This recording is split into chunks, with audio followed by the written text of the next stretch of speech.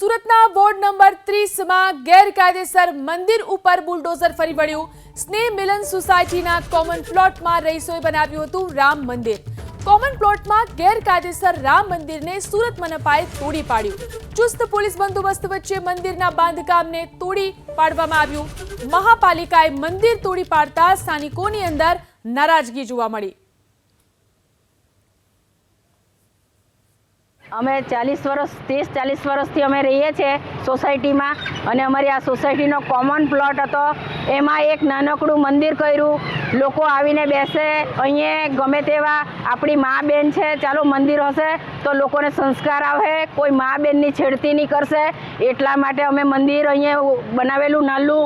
આજે કેટલા વર્ષોથી અમે સેવા પૂજા કરીએ અને આજે પલભરમાં એ લોકો તોડી કાઢ્યું। એણે બહુ ઠેસ પહોંચાડી। અમદાવાદના બાપુનગર સ્થિત ચંદ ખમણ હાઉસને સીલ કરવામાં આવ્યું છે। તેલમાં ટીપીસીની માત્રા આવશ્યકતા કરતાં વધુ હોવાની માહિતી મળતા કાર્યવાહી કરવામાં આવી। ઉત્તરાયણના અનુસંધાને ફરસાણના એકમોમાં આરોગ્ય વિભાગે ચેકિંગ કર્યું છે। હાઇજીનના ધારાધોરણનું પણ પાલન ન થતું હોવાનું આ ચેકિંગમાં સામે આવ્યું। તો આરોગ્ય વિભાગની આ મહત્વની કાર્યવાહી અમદાવાદના બાપુનગર સ્થિત ચંદ ખમણ હાઉસને સીલ કરવામાં આવ્યું છે। તેલમાં ટીપીસીની માત્રા આવશ્યકતા કરતાં વધુ મળતા અહીં કાર્યવાહી કરવામાં આવી।